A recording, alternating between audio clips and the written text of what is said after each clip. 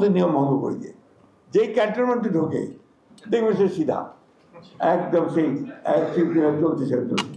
এখন কি ইদানিংকালে একটা বিরাট উন্নতি হচ্ছে, কিন্তু সিগন্যাল চালু হওয়ার পর থেকে এটা কিন্তু মানতে শুরু করেছে সবাই, তাই না? কেন? কারণ সে দেখছে যে আর্টিফিশিয়াল ইন্টেলিজেন্স দিয়ে সে ধরা পড়ে যাবে যদি সেই নিয়ম ভঙ্গ করে, তাই না? ওটা ফাইন হয়ে যাবে অটোমেটিক্যালি।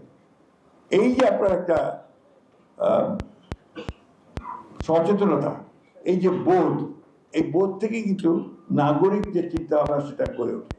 এখন আমি আপনার সুন্দর ঢাকা সিটি করতে চাই, আমার অবস্থানটা কোথায়?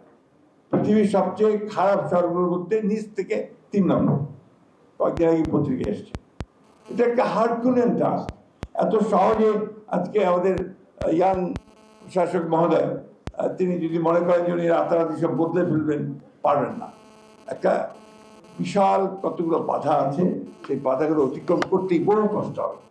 প্রথম কষ্টটা হচ্ছে কি, যে উনি তো অসহায়, উনি সব সিদ্ধান্ত একা নিতে পারবেন না, তার সিটি কর্পোরেশন নিতে পারবে না। রাজুক, ওয়াসা, বিদ্যুৎ, এই সব মিলিয়ে কিন্তু তাকে বসে কেউ এগ্রি করলে কেউ হবে না, হবে না। আপনি লক্ষ্য করে দেখবেন ঢাকায় ঠিক যখন বর্ষাটা আসে ঠিক সেই সময় রাস্তাঘাটা শুরু হয়, ঠিক কিনা বলেন? কারণটা হচ্ছে যে ওই সময় টাকাগুলো ছাড় হয়, কন্ট্রাক্টগুলো ওয়াসা ওই সময় দিতে পারে, ফলে ওইগুলো তখন সেভাবেই হয়। বিদ্যুৎ যেটা নিচ দিয়ে যায় সেটাও তাই, উপর দিয়ে যায় সেটাও তাই। ফলে বিষয়টা আপনার এত সহজ নয়। আজকে আমাদের কমোডার সাহেব যে পেপার প্রেজেন্ট করেছেন, আমার খুব ভালো লেগেছে যে অন্তত চিন্তা ভাবনাগুলো হচ্ছে। সবার আগে এই চিন্তাটা আমরা করতে চাই। আমরা আমার প্রতিমন্ত্রী মহোদয়ের সঙ্গে কথা বলছিলাম যে আনলেস আমরা যদি এই সিটি কর্পোরেশনগুলোকে একটা গভর্নমেন্টে পরিণত করতে না পারি, সরকার হবে সে, এবং সেই নিয়ন্ত্রণ করবে অন্যান্য ডিপার্টমেন্টগুলোকে যেগুলো ঢাকা শহরের জন্য প্রয়োজন। তা না হলে এই সমস্যার সমাধান সহজে হবে। আমরা এটাকে নিয়ে সিরিয়াসলি চিন্তা করছি। আমাদের মাননীয় প্রধানমন্ত্রীও অত্যন্ত সিরিয়াস। আপনারা দেখেছেন যে উনি নিজে ঘুরে বেড়াচ্ছেন। আমিও কিন্তু এক সময় খুব ছোট্ট একটা আপনার মফস্বল শহরের, তখন বলতো চেয়ারম্যান, তখন মেয়র পড়া শুরু হয়নি, মেয়র তো অনেক এলিভেটেড পোস্ট, তো আমি চেয়ারম্যান ছিলাম।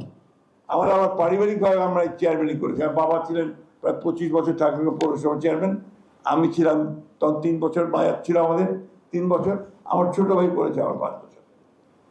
তো আমাদের একটা ধারণা আছে আপনার পৌরসভা সম্পর্কে। আমার বাবাকে দেখতাম সকালবেলা, ছোট, ঘুম থেকে উঠেই উনি ফজরের নামাজ পড়ে উনি বেরিয়ে যেতেন। কোথায় যাচ্ছেন দেখতেন, তিনি ড্রেন দেখছেন, ড্রেন পরিষ্কার হচ্ছে কিনা, আপনার ক্লিনার্স যারা তারা ক্লিন করছে কিনা রাস্তা। ওইটা থেকে আমিও আপনার একই কাজ করেছি। আমার পরবর্তীকে আমার ছোট ভাইকে দেখেছি যে রাস্তা পরিষ্কার করার জন্য, পরিষ্কার রাখার জন্য চেষ্টা করছে। এখন কিন্তু এই সমস্যা অনেক বড়, আপনার শহরগুলো বাড়ছে।